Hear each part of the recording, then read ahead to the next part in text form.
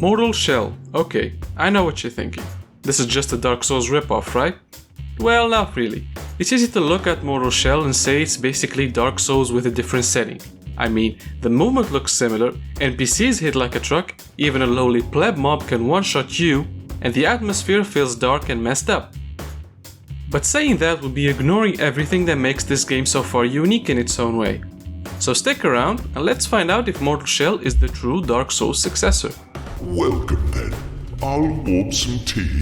Starting off with your bread and butter defense mechanism here is your ability to get hard. No. Not getting hard like that, but rather like this. Basically, by pressing left control you become as hard as a rock, and you are then for a short period of time invulnerable to any attack, knocking back the first enemy that hits you, giving you a window then to get a few licks in. But it has a cooldown to watch out for, so think twice before jumping in that group of mobs and keep an eye on that cooldown. I personally had a hard time getting used to using this kind of ability in a fight, but I quickly saw how useful it was, especially when mixing it with the other combat features, Resolve and Parry. Early on, the game gives you an item that you can use to parry attacks when timed perfectly with the enemy attack. Get enough attacks in and you will, at 1 bar of Resolve, be able to counter attacks when you parry, healing you in the process. Get 2 bars of Resolve and you can unleash a devastating blow. While Dark Souls has Estus Flasks and bonfires to heal you, Mortal Shell relies on active defensive abilities to keep your health topped off, and dish out quite a bit of damage at the same time. And in the beta, they even referenced the lack of bonfire through this line of dialogue with this very helpful NPC. Which brings us to the elephant in the room. These shells in Mortal Shell are the husks of ancient fallen warriors, and through the beta, you only get access to 2 of them. Harros the Vassal and TL the Acolyte. Harros is your typical brawler with high HP and low stamina, and TL is more shadowy with much more stamina, allowing for better mobility. If you happen to die in a shell, you get knocked out of it and are given a small window to get back into it. If you do, you get a second chance, otherwise you are a one-shot kill, literally. When this game comes out, I can totally see hardcore Dark Souls players taking a shot at finishing the game without a shell. That would make for some impressive playthroughs though. Mortal Shell relies also on mystery and character story to drive the gameplay.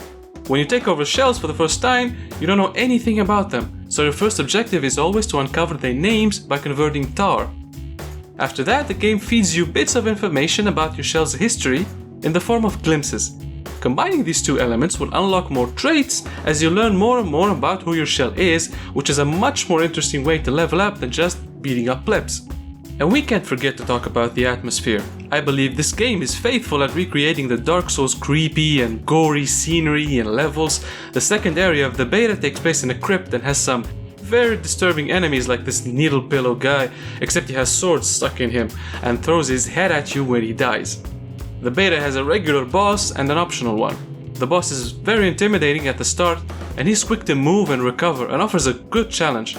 However, utilizing your basic abilities, this fight becomes a breeze, and I won't spoil it for you. Just watch out for the falling icicles, cause they come out of nowhere. Okay, so far, Mortal Shell seems like a perfect Soulslike, except it has flaws, and we need to take a moment to talk about them. First off, having no healing system and replacing it with heals from parries feels like a really unnecessary trade-off, as I believe the game can have both and still boast an incredible combat system. And yeah, you can make the argument that there are healing mushrooms, but they're so slow and only heal you about half your HP. Speaking about shrooms, items' effects are unknown to you unless you use them a number of times to get familiar with them and boost familiarity. So the first time is like a Russian roulette where you don't know if you're getting a buff or a debuff. The idea is original but felt very unnecessary at times.